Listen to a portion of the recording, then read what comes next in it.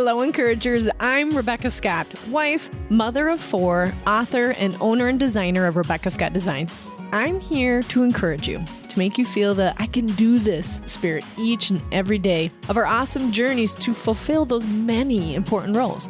I believe we are fully equipped to execute, and I will provide you with as much knowledge and practices and systems as I can to help you understand just what I know you can do. Execute. We got this.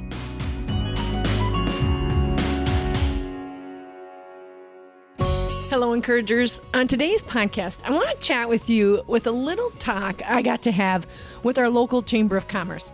Every once in a while, thankfully, it's getting to be more frequently, I get recruited to do speeches. And if you're interested, I do love to do it because I love to be as relatable as possible about what business really is like. And obviously, you've got to hear that on the podcast throughout the years that, I tell you the everything because I'm trying to help you to avoid some of the awesome, expensive mistakes I have, but also set you up for success with some of the great, amazing successes I have had because of the systems that I've really stayed disciplined on. So this is one of those cases where they asked me to share about some gut-punching mistakes along the way. And the word that they used, gut punching, was from a podcast that I was a guest on. And you've heard me talk about it throughout the podcast, my gut punching reaction to someone saying, how are you getting it all done? And I'll tell you here in a little bit about it. That was my reaction. So I'm going to talk about that in a little bit more detail today, and then also talk to you about sort of the originality of the podcast and how it actually started.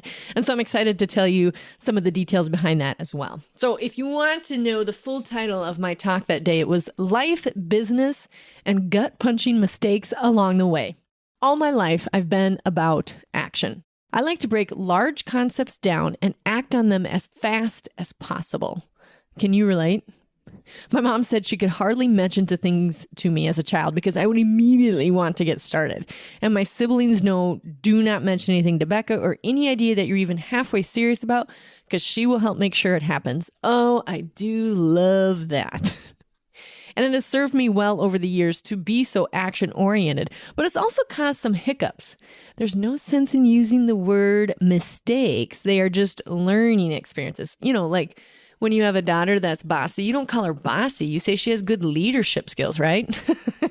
Same thing here. For example, in 2010, about 6 years into my business, I realized I needed more sales in the in-between months of show season. I travel a lot for the art shows around the Midwest and now even across the nation. But in those years, that was my only cash flow, was the show season or the here and there trunk show. When people used to meet together in their homes, now we get like 20 to 30 invites on Facebook for whoever is hosting whatever show. And it was a different time in 2010. People would actually come on over and not just buy the token item. Now we just also buy the $10 item to say that we bought something and their sister and their mother-in-law shows up. And you all know what I'm talking about. So it has changed since then, but I did book trunk shows in the beginning. And that was one part of my business model. I had a website at the time that worked and it showed my purses really, but it wasn't very user-friendly and it definitely wasn't bringing in any income. So I gathered up my sales reps. We're 6 of them at the time, but let me paint a very clear picture. Some were cousins, some were friends. One was my twin sister. So, 6 sounds like a lot, but I do also want to be humble and let you know, some of these guys I just recruited in, but they were good. I gathered them up into my, at the time, 140-year-old farmhouse. And the reason I mention that is because we all know when something is that old, it's not always predictable. The word character just means unpredictable. Like if you ask me what the word character means, I'd be, it means unpredictable. And that's how I felt about the farmhouse. But, I love, still, right there in that minute, I think, I still love that place. Anyways, that morning, the day of the meeting, the heater went out. And it was I'm pretty sure the meeting was in January, late January, to kind of plan for spring and trying to book some shows. Cold. And we had to wear our coats. And then eventually we had to wear a hat and mittens. We were so cold. Like, is that dedication or what? Or is that young entrepreneurship or what? Yeah, that's what that was. So I told the sales reps, we need more sales in the off season and we need to book more trunk shows. So how do we go about doing this? I knew to ask more people than just myself. I'd been doing a ton of reading. I knew I wasn't the one that could be the only one that could solve this problem. So I asked them, how can we help? How was it going with asking the host to see if one of her guests would like to host a show? Because that's usually how that works. Somebody hosts, they get somebody else to host, they get double reward points or something like that. And actually what they suggested was a catalog.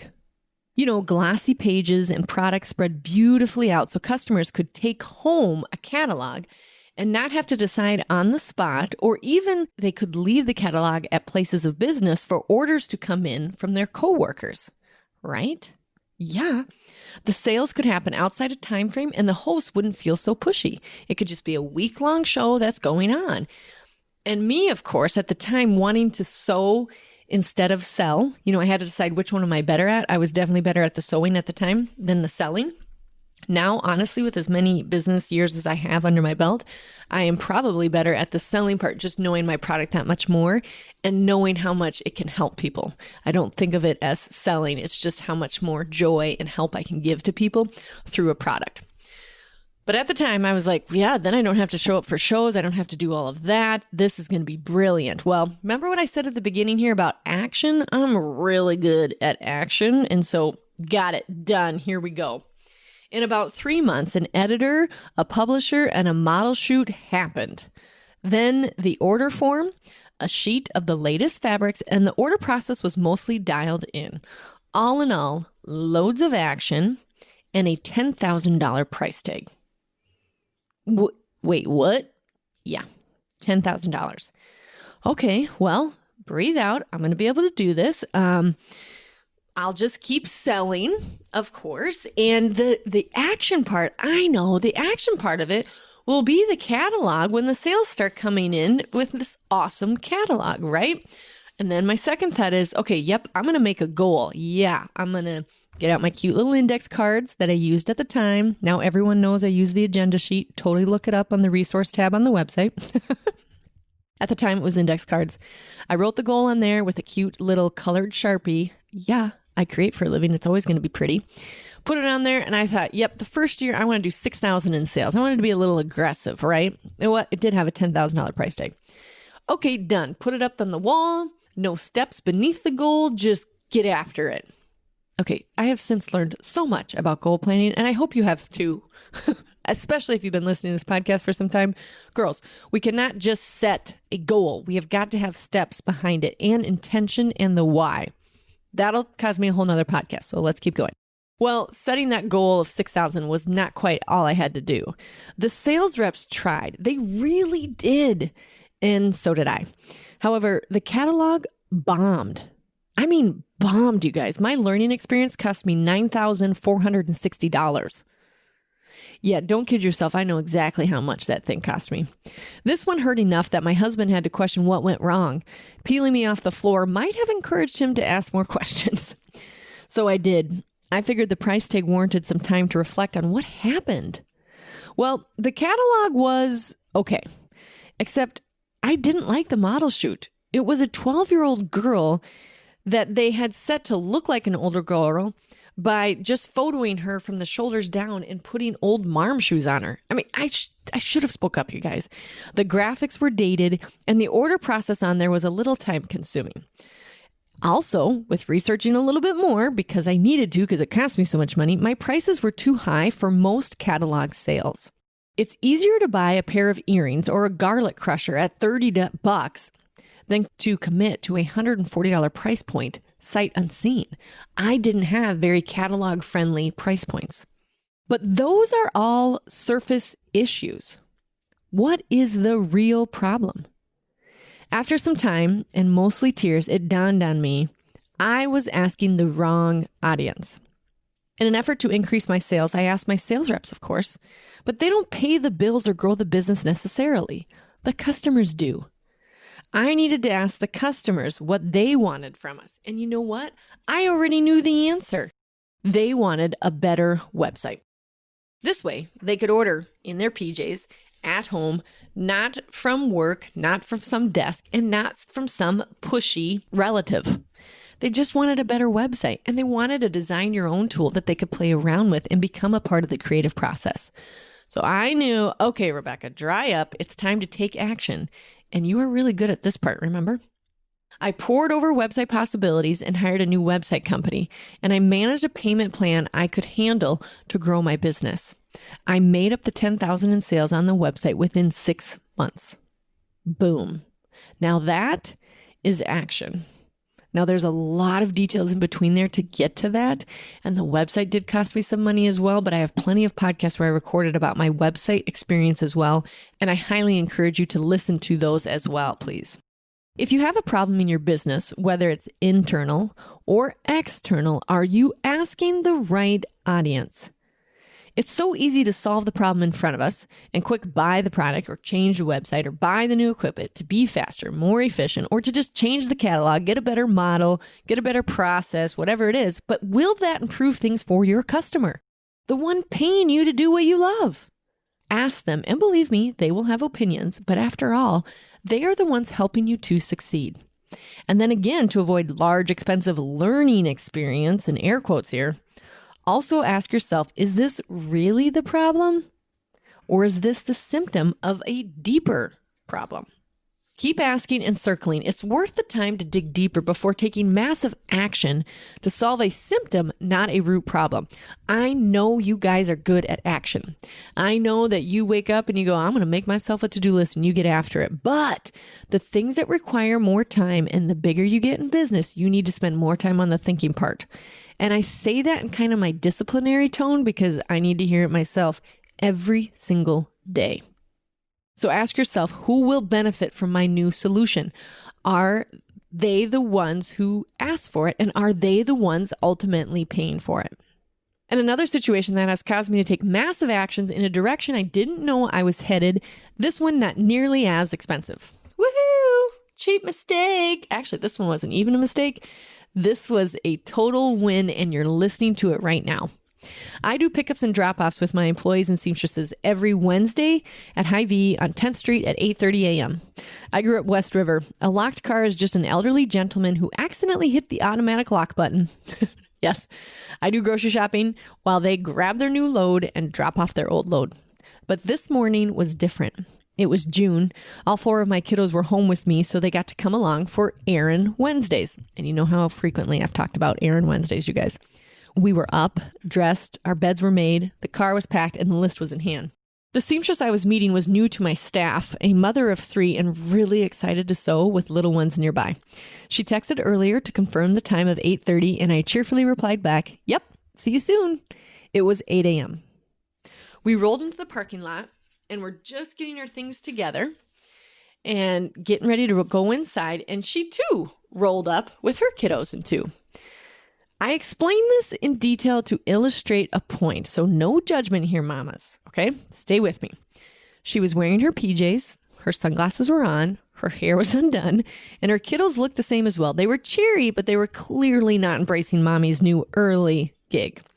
She took one look at me, ready for our day, dressed, face on, girls' hair was done, and the list was ready, and said in exasperation, "You have got to be kidding me. You aren't always like this, are you?" And I quickly replied, "Oh, no. We have mornings like that too." But as soon as it escaped my mouth, I felt a punch in my gut calling me out. I was being falsely humble. The truth was, I was ready for our day. I was up and I was ready to tackle my job and take massive actions on the things that I had prioritized. But I also knew, wait, I can help you. I am just doing what I know I love. These things I must do in order to succeed, and I can totally coach her to accomplish the things and the priorities that she wanted to. I realized I had something to give to help her with, and I desperately wanted to do that for her, to explain that you can have everything you're seeing with me and the kids right now in this moment. So coaching. I could coach women all over on how to do all their roles and do it with joy. I wasn't hiding something, smoking something special, or taking a magic pill. I was just very clear on my goals and my roles and my priorities.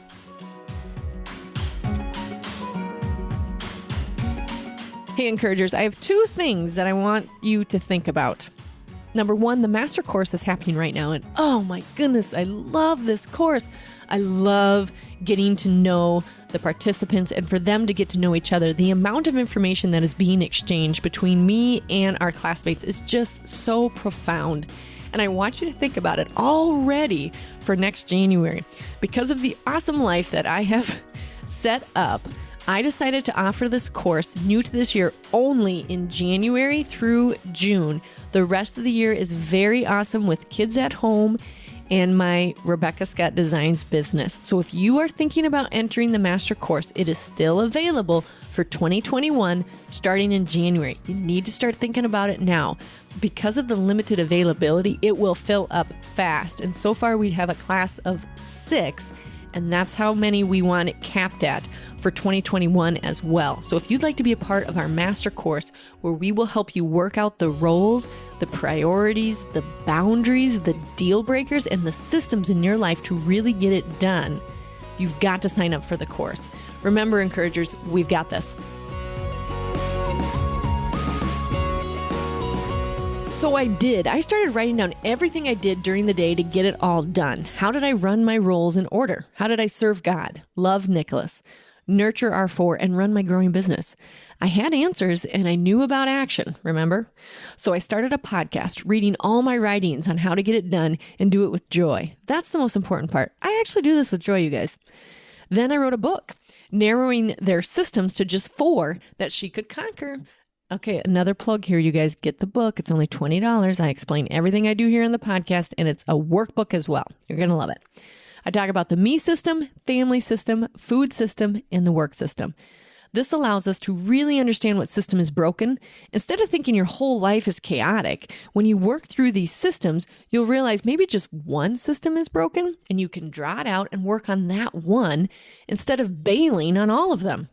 This particular seamstress and I worked on her family system to help her improve her methods so that her new job was a blessing and not a curse. While it is very good to be humble, are you being falsely humble about what exactly you are really good at and can then coach others on how to get there also? Or even leverage it for your business? How many mistakes or learning experiences could you help people or employees or fellow business owners avoid because you happen to do it very well? It's great to share our mistakes so we can learn, as you previously heard about my catalog. But what else can you share that you are extraordinarily good at? What are you being falsely humble over? And in my defense, I wasn't consciously being falsely humble, but getting my things and priorities done came naturally to me, and I worked on them every day. They did come naturally to me, but I definitely worked on them to get them better and better. So something that may come naturally to you that you aren't even aware of, but your employees or your family might be, will sound something like this. Oh, you know so-and-so, she is always fill in the blank, right? That's probably something you're naturally good at. Or it may sound like, well, you know so-and-so, she can really excel at whatever it is. Another one is, did anyone ever tell you you're really good at? And you guys know how I am. It does not have to be some sexy term that you're like an amazing whatever. It could be super mundane, but it's your jam and you're really good at it. I want you to admit it, okay? Or my favorite tell-all is, whoa, how did you do that? And you don't even know how to tell them how. In the moment, you may not know how to tell them how you did it, but if you think on it, you will be able to break it down on how you do it. That's something you're naturally good at, especially if you can't explain it right away, because it just comes so naturally to you. Or if your reaction to something is, oh, it's easy, I just blah, blah, blah, that's also something that you're naturally good at. So I challenge you today, did you in fact learn your lesson or just solve the problem? And are you asking the right audience? And did you dig deep enough? Listen, there's no sense in making 10K mistakes. Okay, let's avoid that. Are you being falsely humble about something that could really bless people or change your bottom line? Or if you just owned it and professed, okay, everybody, I am really good at this and this is my jam. Let me show it to you. What could happen? What dreams could be fulfilled if you just owned it?